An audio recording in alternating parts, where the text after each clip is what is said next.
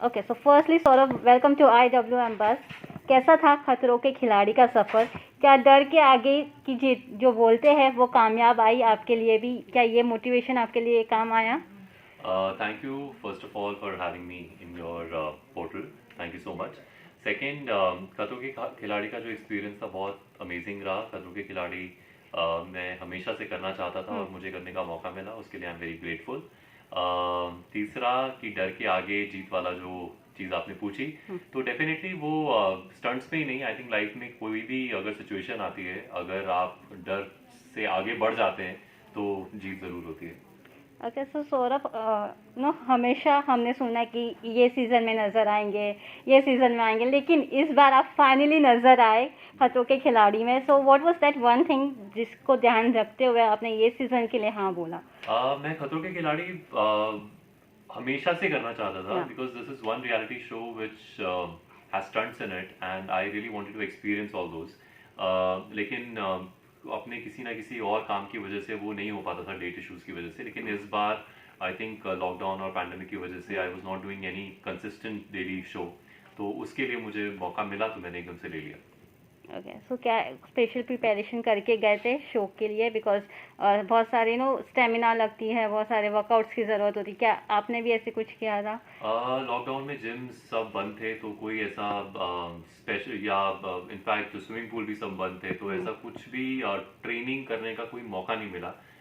घर में जो रेगुलर एक्सरसाइजेज होती हैं वो तो मैं पहले से ही कर रहा था, तो वही बस कंटिन्यू की।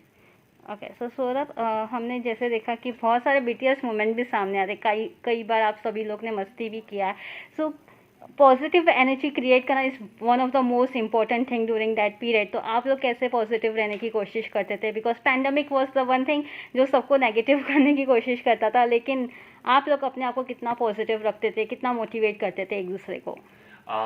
जब भी मेरे ख्याल से मेरा ऐसा एक्सपीरियंस रहा है, जब आप अपने घर से दूर जाके जब कोई भी काम करते हैं, तो आपस में जितने लोग होते हैं वो भी एक तरह की फैमिली सी बन जाती है। हम्म। तो ऐसा ही हुआ, जब भी स्टंट होते थे, किसी का होता था, तो जितने और लोग होते थे सब चेयर करते थे दूसरे के लिए।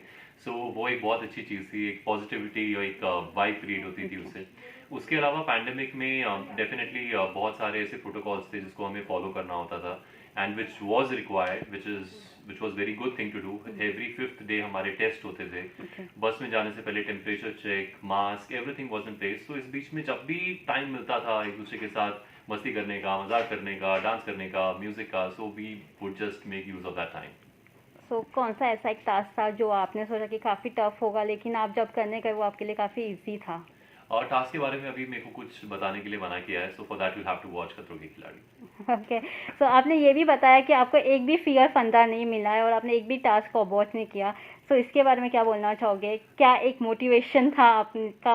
क्या एक मंत्रा था, वी लोग कैन मुझसे से? बार बार पूछते हैं कि आपकी स्ट्रैटेजी क्या थी, तो या मेरी स्ट्रैटेजी सिर्फ ये थी कि मैं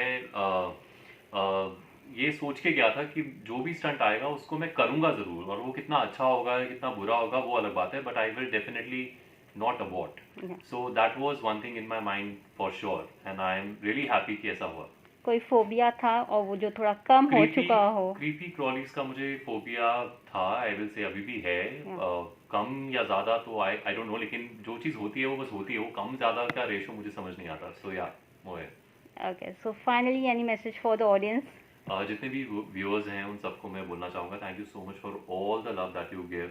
प्लीज वॉच खतरों के खिलाड़ी this season, I am sure you like Any other plans for the any other series or something, web show it. or reality show? For now, nothing is confirmed, but Yeah. I can mention that I recently did one music video. Yeah. You will see it soon. Okay, thank you, Saurabh. All the best. Thank you so much.